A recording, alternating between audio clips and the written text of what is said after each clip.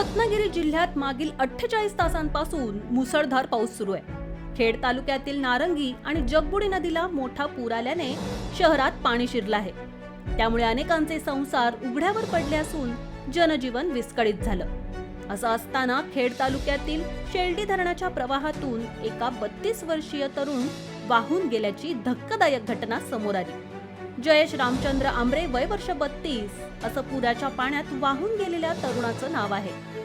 धक्कादायक बाब म्हणजे मित्रांच्या डोळ्या देखत जयेश वाहत चालला होता. त्यांनी त्याला वाचवण्याचा प्रयत्न केला, मात्र पाण्याच्या प्रवाहासमोर त्यांचं काहीच चाललं नाही. ही थरारक घटना मोबाईल कॅमेऱ्यात कैद झाली. सध्या बचाव पथकाचे जवान जयेशचा शोध घेत आहेत. या घटनेनं परिसरातून हळहळ व्यक्त केली जात आहे. दरम्यान खेड तालुक्यात ढगफुटी सदृश्य पाऊस झाला असून भयावह पूरसदृश्य परिस्थिती पाहायला मिळते. शेकडो हेक्टर भात शेती पाण्याखाली गेली आहे.